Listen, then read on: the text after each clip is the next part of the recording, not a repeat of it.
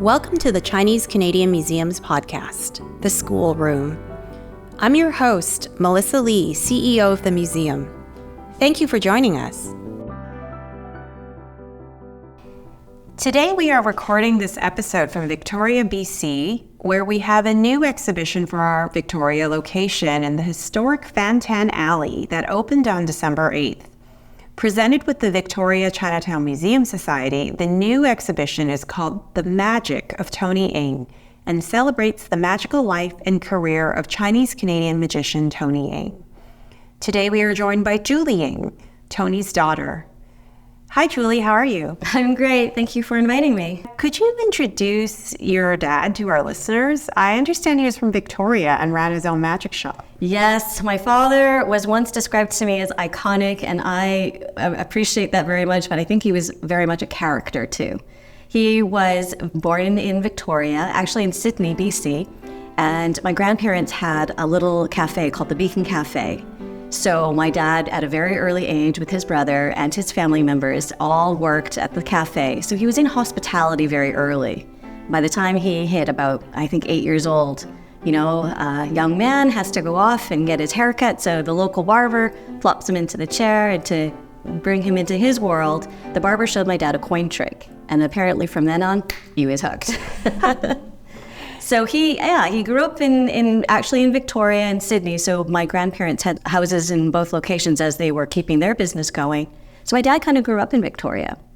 And he, I was thinking a lot about this. He stayed in Victoria. He could have moved off. He could have gone to Vancouver. He could have gone elsewhere. But he loved this city, Victoria. And it's a port city, as my friends point out to me. And I think that makes it a really interesting little gem on the West Coast. So yeah, he ended up doing many things, but owning a magic shop was, I think, one of the things he was most famous for.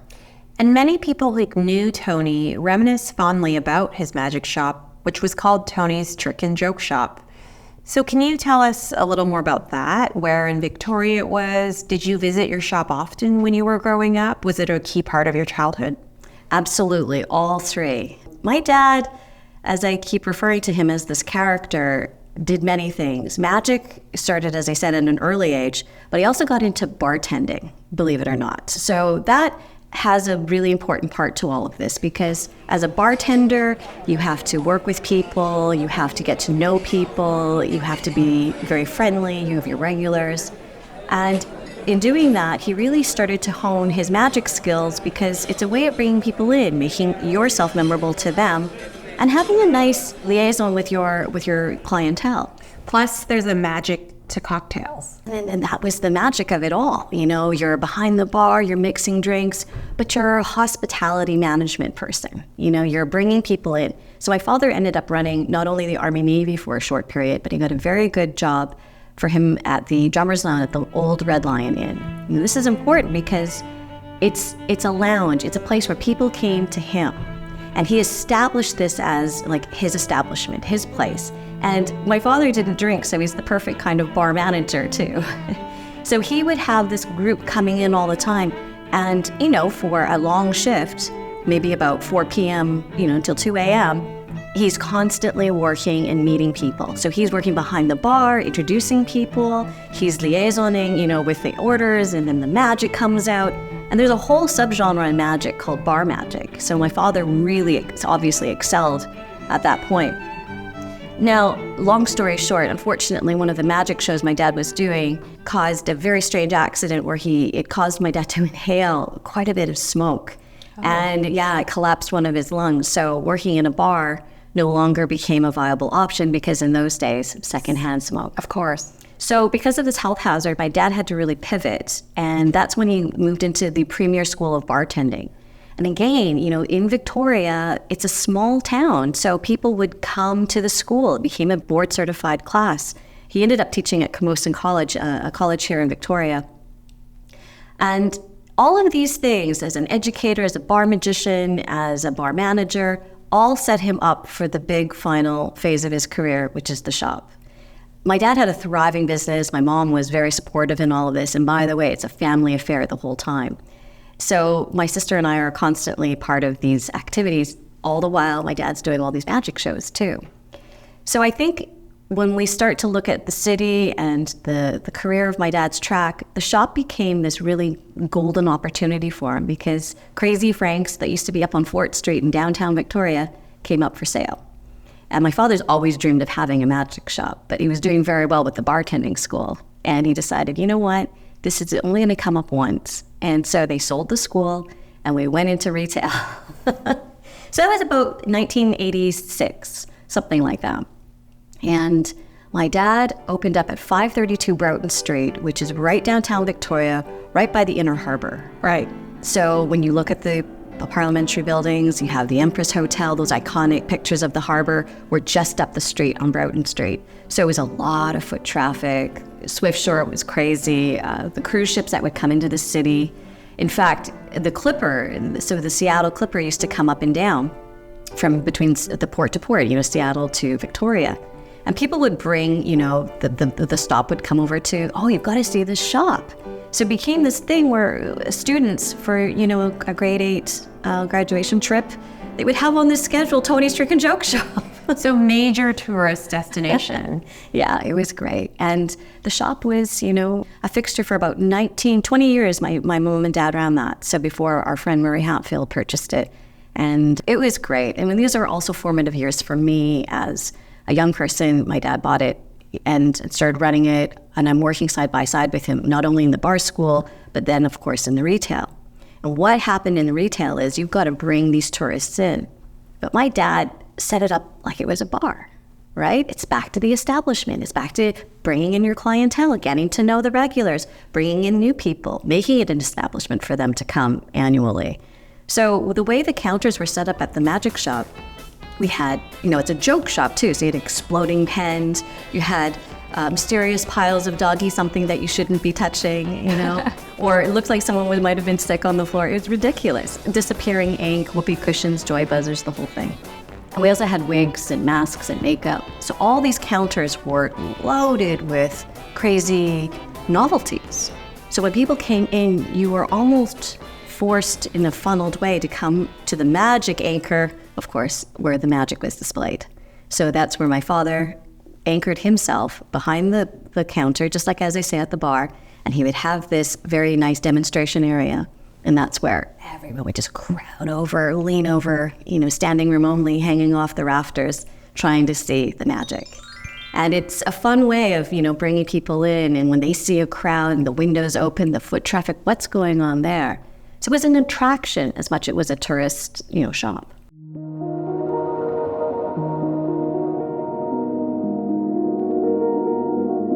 What was it like growing up so close to magic as a kid? Did your father do magic tricks at home?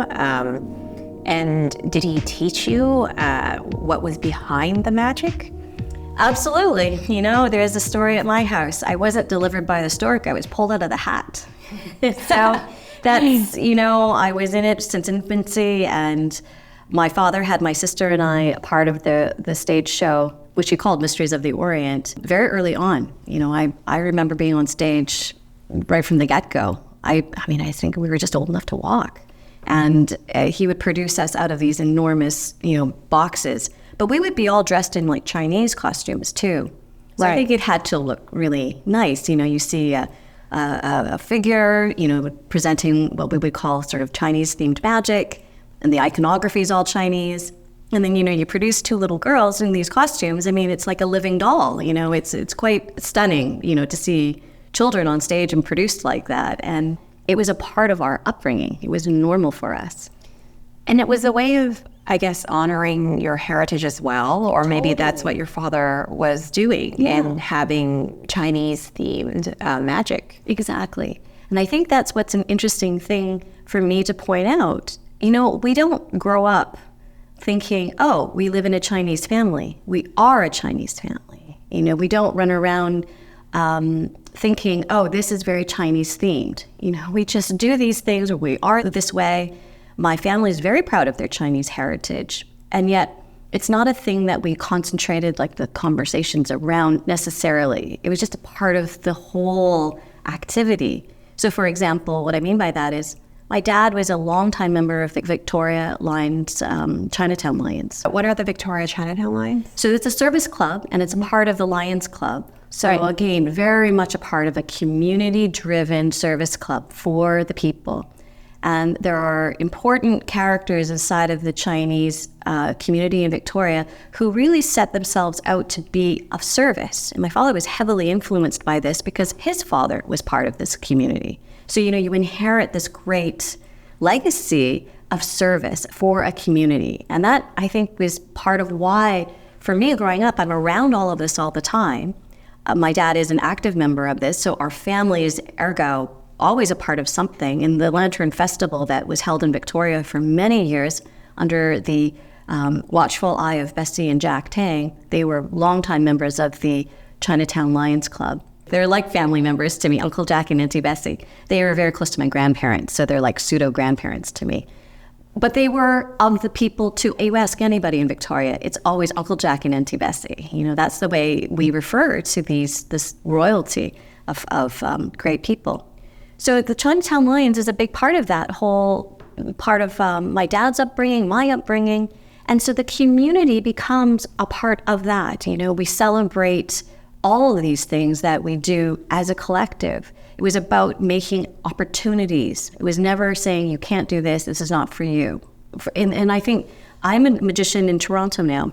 And I think that as a woman of color, as an individual, coming from Victoria, moving to Toronto, all of these things are available to me because of this group, because of this foundation, because of this family. So I think that's important for me to also now as an adult look back and reflect, this is what Victoria is to me.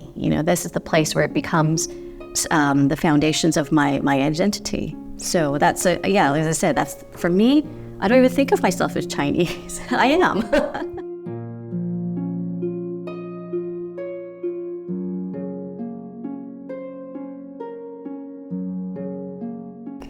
And I think it's so amazing just to hear you talk about also being a professional magician as well. At what moment did you decide that this was going to be your career? You were going to continue your father's legacy in many ways. Yeah, it's something that fell into a natural track. My father and my mom, they got married really early in 1968. Early in their ages. They basically had children very early and gave up the opportunity to go to university. And so that was something that was really important to them, that my sister and I go and have a university education. And I'm really glad that they pushed both of us into that track. My sister's become an architect, and that was something that my father and my mom had always saw Sandra had a gift for, and they really supported her on that track. And I'm the eldest. My sister and I are very close in age. But I kind of followed into this performing track. It's not because we chose, that was assigned to us. This is just our natural path. And again, I credit my parents for giving us that identity, our own choices to choose our identity.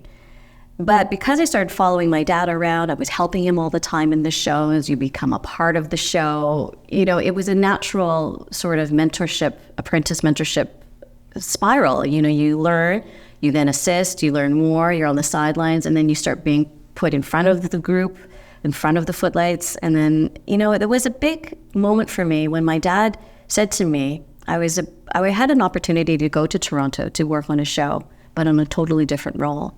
And it was quite confronting to me. So of course, naturally, I go seek advice from my dad. And he goes, I think you should take it.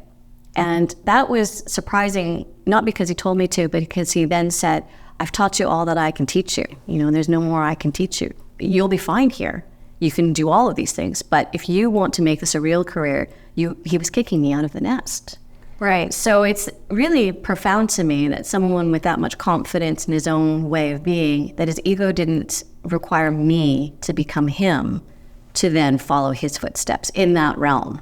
He wanted me to establish my own career. And because of that, I have spent since 1998, in Toronto.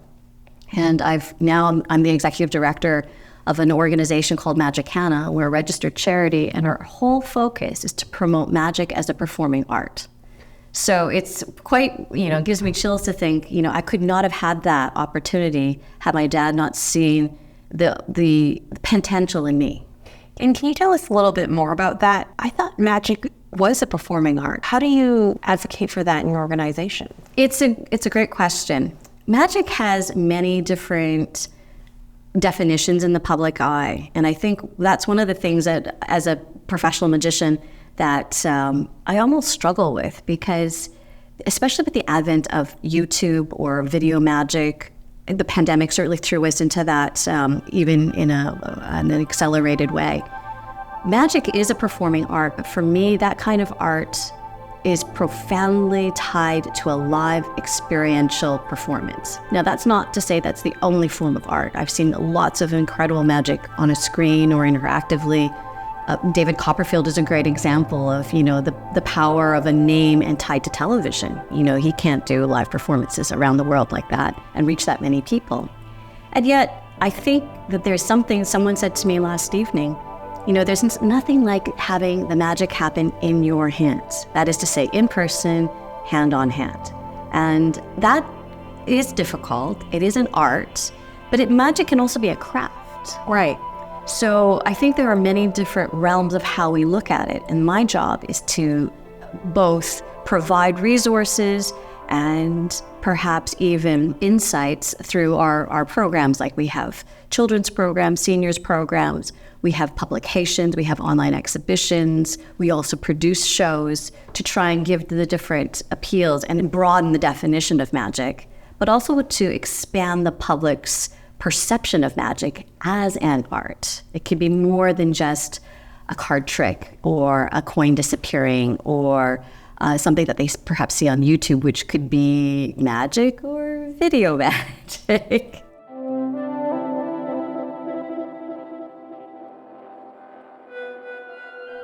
How do you show your own personality as a magician? And this goes back to what you said about your father wanting to kick you out of the nest and be your own person. Because a lot of magic tricks, there are famous ones, right? Pulling the rabbit out of the hat. Mm. And does what define a magician their personality and how they do their tricks, or what would you say?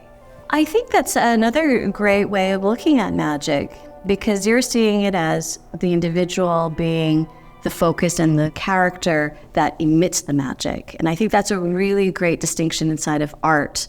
It's the practitioner who is providing or offering or presenting.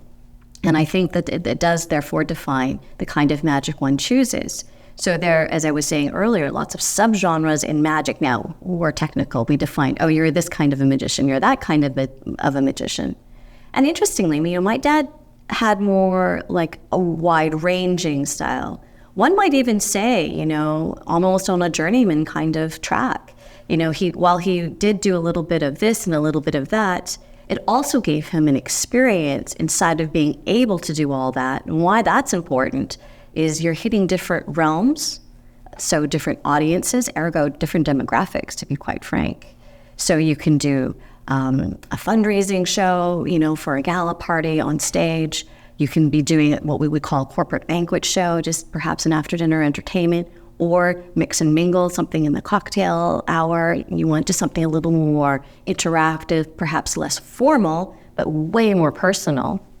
Or then there's also a very special kind of magic, like an act of beautiful card manipulation, for example, or any kind of what we would say manipulation. There's dove magic, there's stage magic, there's parlor magic, there's closet magic. It doesn't end. So all of these people have different personalities that really do shine through inside of how they present their magic. And that is the magic behind it all, the magician. Exactly.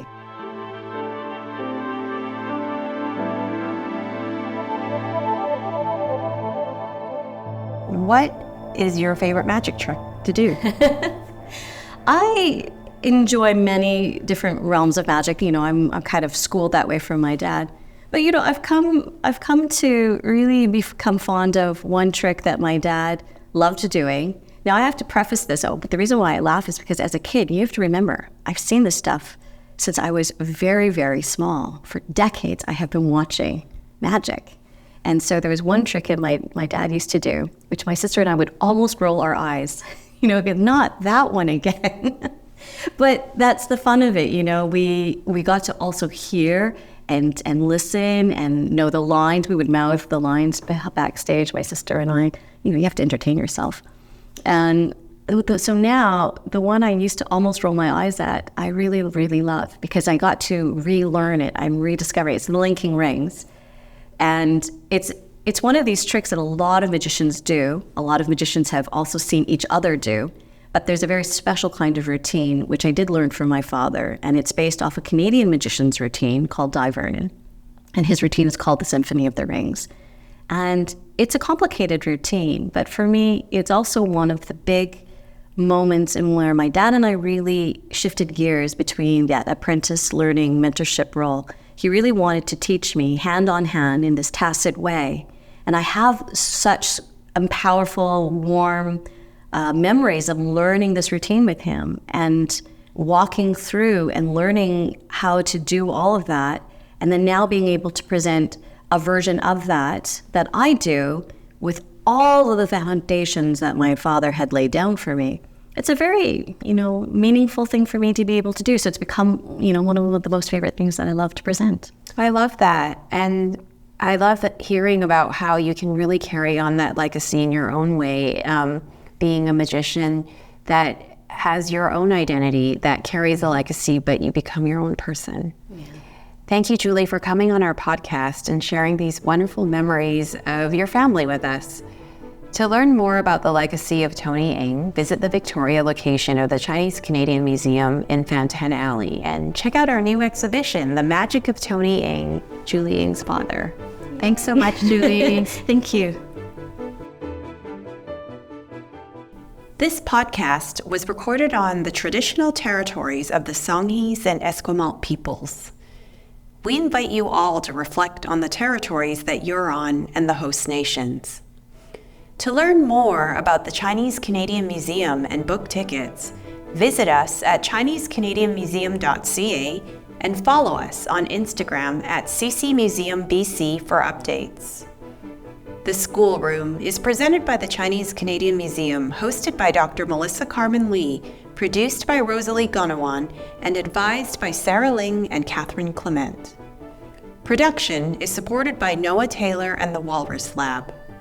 The theme music and original audio was created by Joshua Young, and graphic design is by Studio Pian Pian He and Max Harvey. Stay tuned for next month's episode of The Schoolroom, available wherever you get your podcasts.